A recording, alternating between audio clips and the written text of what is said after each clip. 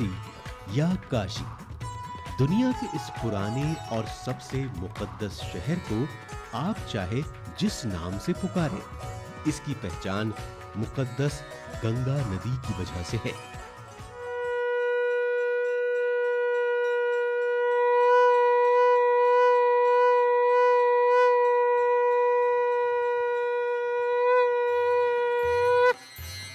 जहां पर पूरी दुनिया से लोग पूजा पाठ करने और अपने पापों को धोने के लिए जमा होते हैं। ये मोक्ष की जगह है, जहां जन्म और मृत्यु एक मकाम होते हैं। अमीर हो या गरीब, हिंदुस्तानी हो या गैर मुल्की, हिंदू हो या मुसलमान, यहाँ के 5 घाटों पर सुबह के वक्त हर मजहब व मसलक के लोगों को एक साथ देखा जा सकता है।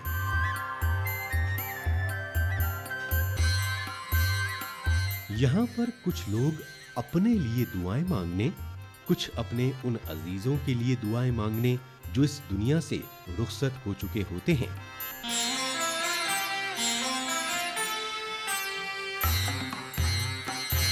कुछ अपने गुनाहों से तौबा करके मुंडन कराने, या कुछ मन्नत मांगने,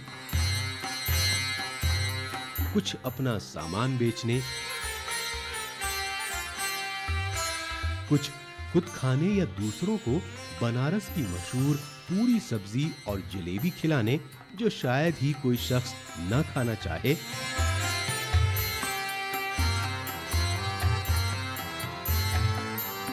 और कुछ कश्ती चलाने या फिर गाइड का काम करने के लिए यहाँ पहुँचते हैं।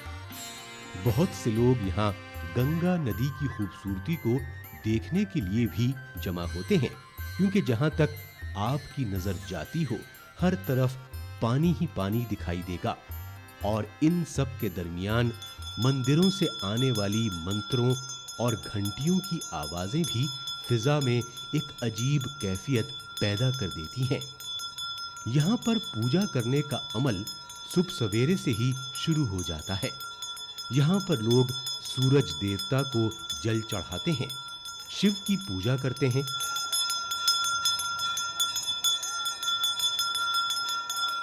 इसके अलावा 80 घाट, 10 अश्वमेध घाट या फिर तुलसी घाट पर नहाते हैं, इस उम्मीद में कि उनके पाप धुल जाएंगे।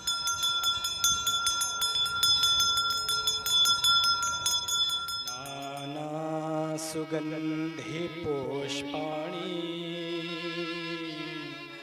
बकिया 2 घाट यानी हरीशचंद्र घाट और मणिकर्णिका घाट हिंदुओं के लिए चिताओं को जलाने के घाट हैं, क्योंकि हिंदुओं का अकीदा है कि इन घाटों पर चिताओं को जलाने से वो आदमी जन्म और पुनर्जन्म के बंधन से आजाद हो जाएगा और उसे मोक्ष हासिल हो जाएगा।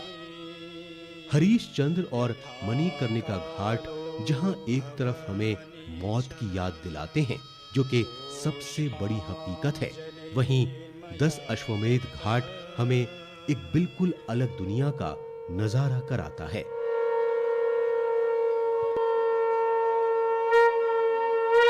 यहाँ पर शाम की जो आरती हर रोज होती है, वो अपने आप में एक तकरीब होती है, जिसे देखने के लिए साल दर साल हजारों लोग बनारस का रुख करते हैं। ऊंचे तख्तनुमा फर्श पर 5 पंडित अपने हाथों में पीतल के बड़े-बड़े लैंप लेकर खड़े होते हैं, जिनका वजन तकरीबन 5-5 किलो होता है। भजन और शंख की आवाज के दरमियान वो माँ गंगा की पूजा करते हैं।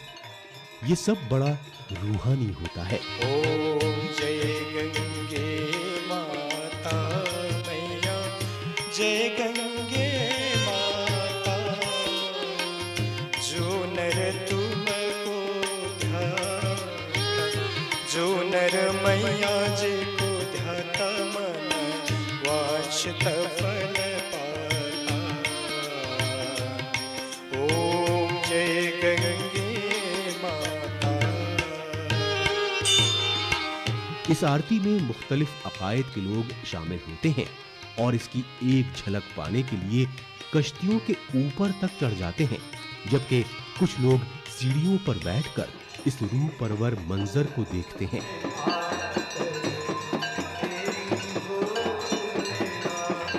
आरती के बाद नदी में दिए तैरते हुए दिखाई देते हैं, जो मां गंगा के लिए अकीदतमंदों की श्रद्धा की अलामत है। ओम जय गंगे माता।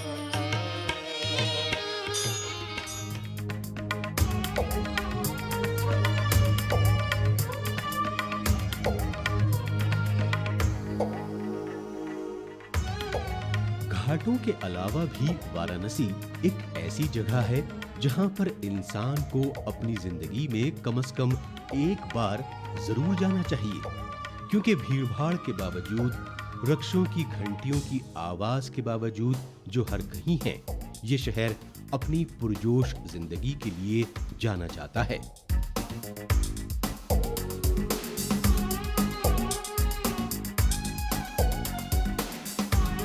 यहाँ की बनारस हिंदू यूनिवर्सिटी तालीम के लिए एक बहुत अच्छी जगह है।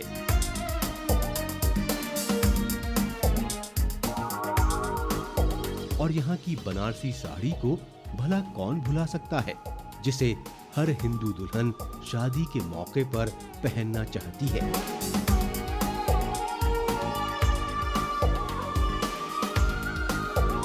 इन साड़ियों को बेहतरीन किस्म के रेशम से तैयार किया जाता है और फिर इन पर सोने या चांदी के तारों से जरी का काम किया जाता है। बनारसी साड़ियों का जिक्र मुगलिया दौर की किताबों में भी मिलता है। मुगलिया दौर में इन साड़ियों की बास किस्में बहुत मशहूर थीं, जैसे कलगा और बेल, जिसमें फूल पत्तियों के पैटर्न बने हुए होते हैं, या फिर पत्तियों की लड़ी वाला पैटर्न जिसे झालर कहते थे, या फिर इस किस्म के दूसरे पैटर्न। इन सभी पर भारी काम होते थे। साड़ियों पर इस्तेमाल होने वाले डिजाइन और जरदोजी की मुनासबत से दस्तकारों को एक बनारसी साड़ी बनाने में 15 दिन से लेकर 6 महीने तक का वक्त लग सकता है।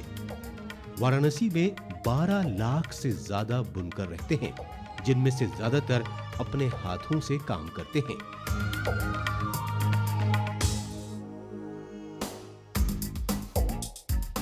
आदतशुमार बताते हैं कि खूबसूरत हिंदू दुल्हनों के लिए इन साड़ियों को तैयार करने वाले ज्यादातर कारीगर मुस्लिम हैं। यही हिंदुस्तान के सेक्युलर किरदार की पहचान है, जिसे समाज दुश्मन अनासिर कभी भी खत्म नहीं कर सकते।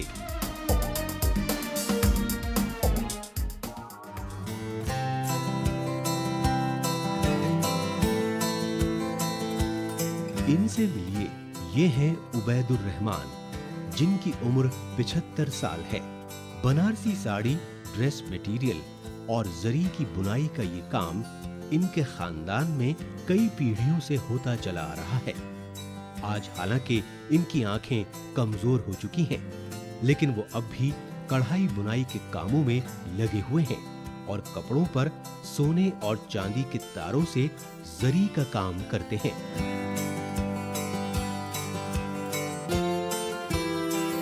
उबैदुर को 1992 में कौमी अवार्ड मिला। उन्हें इस शानदार बेड कवर के लिए ये अवार्ड हासिल हुआ, जिसमें सिल्क पर जरी का काम हुआ है। उबैदुर रहमान एक खुशकिस्मत कारीगर हैं, जिन्हें 1992 में नेशनल अवार्ड मिल चुका है।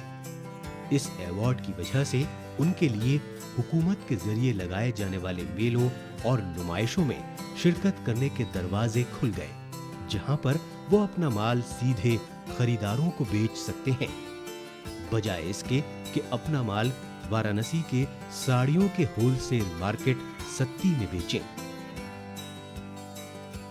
हमको 1992 में हमको अवार्ड मिला और अवार्ड से ये फ़ायदा हुआ हमको कि मैंने जो एकदम हम बेकार थे, तो उसमें ये फ़ायदा हुआ कि हमको साल में 1 बार 2 बार 3 बार प्रोग्राम मिलता है, जाते हैं अपना जो कुछ हमारे पास माल वाल रहता है या तो लेके अपना जाते हैं, वहाँ लगाते हैं, बेचते हैं, लोग को दिखाते हैं। हुकूमत उबैदुर रहमान को लेकर लंदन, जापान और अर्जेंटीना भी गई, जहां के बारे में उन्होंने बताया कि वहां पर उनके स्टोल्स और स्कार्फ अच्छी तादाद में बिके।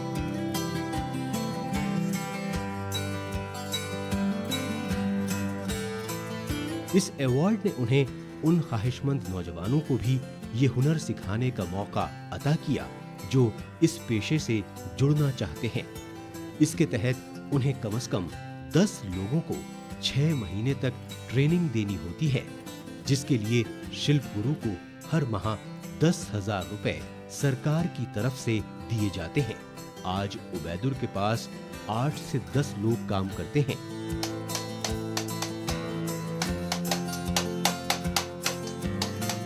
सरकार की तरफ से हमको एक ट्रेनिंग मिली, हमने उसको किया।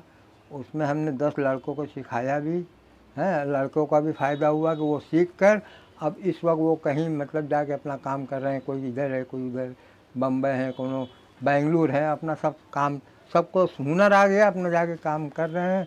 और हमको ये फ़ायदा हुआ कि 6 महीना हमको 10,000 रुपये महीना हिसाब से हमको तनख्वाह मिली। वो सीधे दुकानों से भी ऑर्डर लेते हैं। वो कहते हैं कि अवार्ड पाने की वजह से उनका रुतबा उन लाखों आम बुनकरों से काफी ऊंचा उठ चुका है, जिनमें से अक्सर निहायत खस्ता हालत में जिंदगी गुजार रहे हैं, या फिर जिन्होंने इस कारोबार की खराब हालत और खाम माल के दाम बढ़ने से इस पेशे को छोड़ दिया है और अब वो कश्ती चलाने, रिक्शा चलाने या फिर दुकान चलाने का काम कर रहे हैं।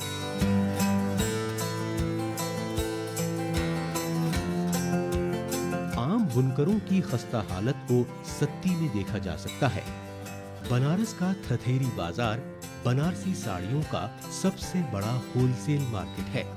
यहाँ पर बुनकरों को अक्सर व बेशतर अपनी साड़ियाँ निहायत कम कीमतों पर बेचनी पड़ती हैं, क्योंकि उनके हालात ही ऐसे हैं जिससे उन्हें ना के बराबर मुनाफा होता है। ये सब मशीनों की मदद से नक्काली और पावलूम के काम की वजह से हो रहा है, जिसकी वजह से बनारसी साड़ियों का बाजार खत्म होता जा रहा है।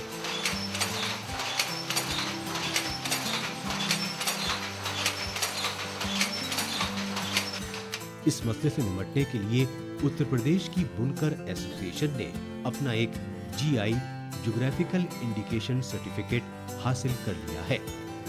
इसके ज़ाब्ते के मुताबिक सिल्क जरी, सिल्क साड़ी, टेक्सटाइल गुड्स या ड्रेस मटेरियल और सिल्क की कढ़ाई का काम, इसके तहत 6 जिले अपनी साड़ियों को बनारसी साड़ी के तहत बेच सकते हैं। इन 6 जिलों के नाम हैं वाराणसी, जौनपुर, चंदौली, भदोही, मिर्जापुर और आजमगढ़। सिर्फ इन्हीं 6 जिलों के जरिए बनाई गई बनारसी साड़ियां बनारसी कैटेगरी के तहत बेची जा सकती हैं।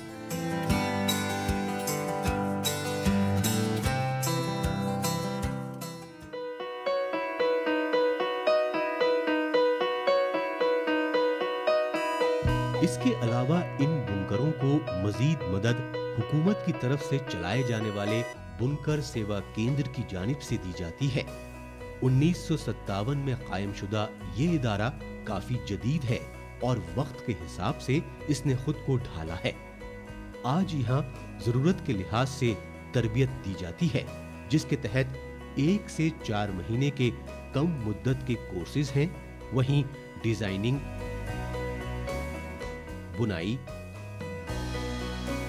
जदीद मशीनों के इस्तेमाल, ब्लॉक प्रिंटिंग तकनीक और सब्जियों की कुदरती डाई और केमिकल डाइस से रंगाई में 3 साल के डिग्री कोर्सेज भी कराए जाते हैं। यहाँ नए नए डिजाइन तैयार करने के लिए हौसला अफजाई की जाती है।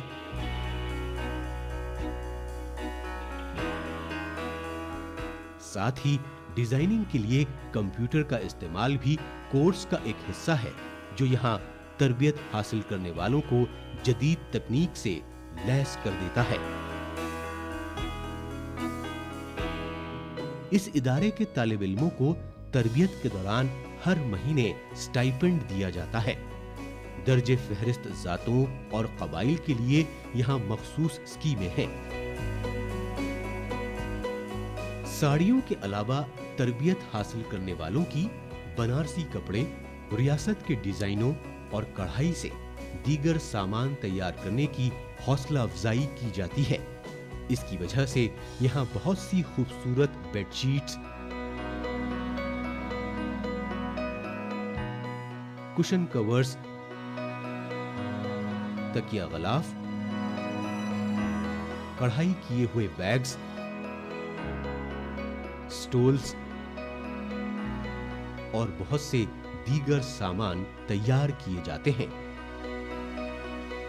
हमारे यहाँ से बुनकरों को ट्रेनिंग का प्रोविज़न भी है, जो डिसिप्लिन डाइंग में, वीविंग में और डिज़ाइन में ले सकते हैं, जिसका nominal fees 300 rupees per month है।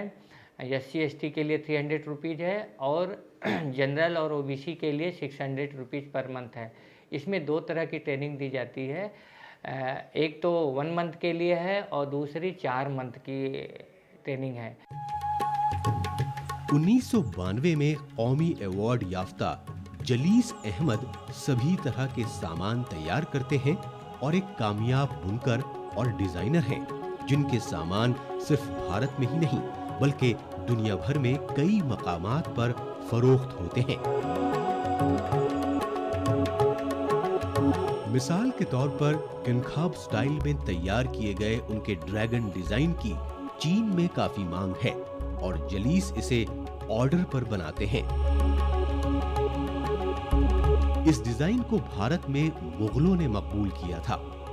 10 रंगों में चिड़िया के इस डिजाइन के नेपाल और चीन में भी काफी खरीदार हैं। जबकि पूजा के लिए इस्तेमाल होने वाली ये चटाई दलाई लामा तक को पसंद आई। ऐसी ही चटाई बौद्धों के मजहबी रहनुमा इस्तेमाल करते हैं और इसीलिए जलीस अहमद के सामान को खरीदने वालों की एक लंबी फहरिस्त है। जलीस अहमद को कुरुआ डिजाइन की दिलकश साड़ी बनाने के लिए कौमी अवार्ड मिला। इस तरह के डिजाइन को ज्यादातर बुनकर आजकल बनाने से कतराते हैं, क्योंकि इसमें हाथ से बहुत सख्त मेहनत करनी पड़ती है। ये 2 रंग के धागों से तैयार होता है और बॉर्डर पर खास तरह का काम होता है।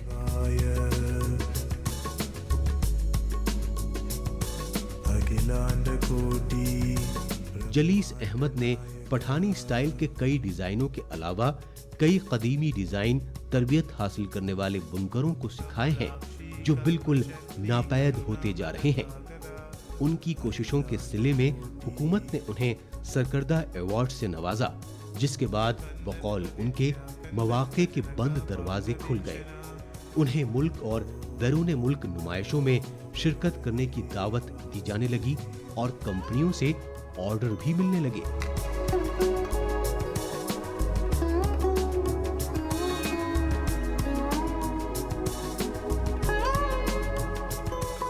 नेशनल अवार्ड मिलने के बाद हमको, जब हम अपनी सर्टिफिकेट लगाते हैं दुकानों में, तो लोग रुकते हैं वहाँ पे, देखते हैं इन्हें नेशनल अवार्ड मिला हुआ है, इनके पास अच्छा माल होता है, आए भी, उन्होंने पसंद किया, हमारा माल लिया। कई पार्टियाँ, जैसे लाइफ स्टाइल एक कंपनी है विदेश की, यहाँ इंडिया में कई शोरूम है, उन्होंने ऑर्डर दिया, उनको बनाया। इसके बाद कुस्मा टेक्सटाइल है, ये भी बाहर की, इन्होंने भी हमको ऑर्डर दिया। इस तरह कई पार्टियाँ हमारे पास, बॉम्बे वगैरह की जो है अभी भी हमारे HM फैशन क्रिएशन है, नोएडा में 1-2 पार्टियाँ हैं जो हमसे बराबर माल ले रही हैं उस तरह का।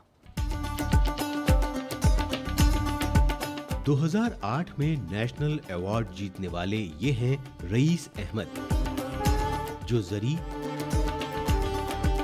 कुरुआ साड़ी और जामदानी बनाने के माहिर हैं। वाराणसी के वीवर्स सर्विस सेंटर में मास्टर बुनकर की जिम्मेदारी निभाने वाले रईस अहमद ने भी ये हुनर अपने दादा और वालिद से सीखा था, क्योंकि कढ़ाई बुनाई का उनका भी खानदानी पेशा रहा है। उनके 5 भाई और बेटे भी बुनकर हैं। अलबत्ता रईस ने बाकी ज्यादातर बुनकरों की तरह इस पेशे को बस इख्तियार नहीं किया, बल्कि इसके लिए काफी मेहनत की। उन्होंने काम करने और अपने कुनबे की माली मदद करने के साथ साथ स्कूल और कॉलेज में पढ़ाई भी की। तालीम से उनकी वसीउन नजरी में इजाफा हुआ और उन्हें रिवायती साड़ियों के अलावा एक और दुनिया नजर आई। आज रईस बनारसी कपड़े से बैग्स तैयार करते हैं और फैब इंडिया और दीगर स्टोर्स के लिए सामान बनाते हैं। उनके जिन दीगर सामान की मांग ज्यादा है, उनमें चीनी स्टाइल मंडाला डिजाइन के टेबल कवर, टेबल मैट्स, चूनर की जाली के डिजाइन वाले पर्दे, कम ख्वाब के बेड कवर्स वगैरह शामिल हैं। उन्होंने अपनी जिंदगी में ज्यादातर मेहनत ही की, लेकिन आज उन पर खुदा की रहमत है। रईस के सामान बाजार में हाथों हाथ बिक जाते हैं। रईस ने वक्त के हिसाब से अपनी रफ्तार बढ़ाई। वो प्योर सिल्क के कपड़े पर सोने और चांदी के धागों से भरे हुए डिजाइन वाले रिवायती सामान भी तैयार करते हैं और साथ ही सस्ते चीनी सिल्क से भी, जिसे केला सिल्क कहा जाता है, चीजें बनाते हैं। बाजार में सस्ती साड़ियों की डिमांड के बावजूद बुनकरों की कोशिशों मेहनत में कोई कमी नहीं आई है। डिमांड की वजह से जिस केला सिल्क के धागों का इस्तेमाल वो कभी कभार करते हैं, वो रेशम के मुकाबले पतला धागा होता है, जिससे तेजी के साथ कढ़ाई की जा सकती है। गुजरते हुए बरसों में डिजाइनों में भी काफी तब्दीली आई है।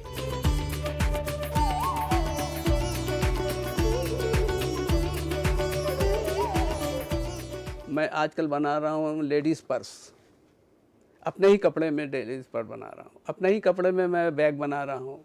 और ये सब चीज़ें जो फर्निशिंग का एक आइटम तो चल ही रहा है हमारा, यही बनारसी कपड़े में एक फर्निशिंग का पूरा आइटम हमारा बनारसी कपड़े में होता है। मिल का एक अलग चैप्टर है, मिल से हमारा कोई टच नहीं है। हमारे कपड़े की आज भी डिमांड है और मार्केटिंग है हमारी, इंडियन मार्केट भी बहुत बड़ी है।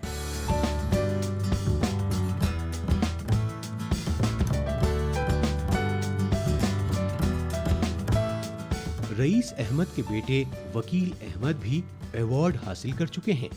उन्होंने इस अवार्ड की एंट्री के लिए अपनी खूबसूरत रंगकट साड़ी का इंतखाब किया। इस किस्म की साड़ियां वाराणसी के रिवायती स्टाइल में काफी पुराने पैटर्न के साथ बनाई जाती हैं। वकील अहमद ने अपनी इस टेक्निक के बारे में हमें भी बताया। रंगकाट साड़ी बेसिकली जो है रंग को काट के बनाई जाती है और उसकी बहुत ही पुरानी परंपरा है। वो टेक्निकली उसको जो है कलर फेड ना हो, उसके लिए जो है 2 कलर को मैच किया जाता है। और ये बेसिकली हैंडलूम प्रोडक्ट है और इसका थोड़ा सा पैटर्न जो है टाई एंड डाई के पैटर्न पर जाता है। इस तरीके से इस रंगकाट की साड़ी को बनाई जाती है। रंगकट स्टाइल के अलावा वकील अहमद किंगखाब डिजाइन के बहुत खूबसूरत सामान भी बनाते हैं।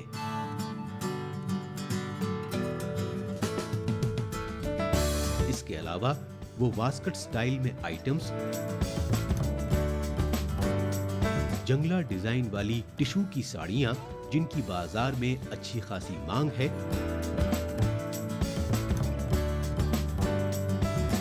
प्योर सिल्क और सस्ते केला सिल्क दोनों में सितारा बूटी डिजाइन वाली साड़ियां, ऑर्गेन्जा कपड़े में साड़ी और पर्दे बनाते हैं। उन्हें बाजार के रुझान और मांग का पता करने में उनके 2 नौजवान तालीम याफ्ता बेटों की मदद मिलती है। ये दोनों कारोबार में अपने वालिद की मदद करते हैं और उनके जरिए तैयार किए गए सामान को पूरी दुनिया में मार्केट करते हैं। बनारस के कदीमी माहौल में इस जदीदकारी से रिवायती बुनकरों को काफी फायदा हुआ है।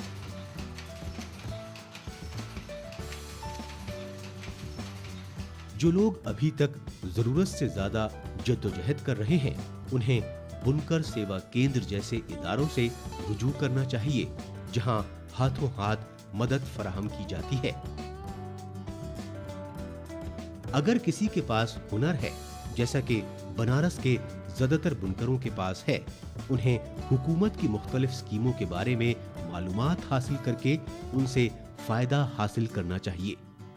बनारस के डिजाइनों,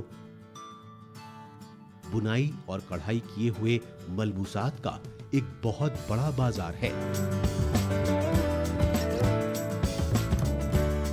इस बात को सबको तस्लीम करना होगा कि पहले सिर्फ साड़ियों की मांग ज्यादा होती थी,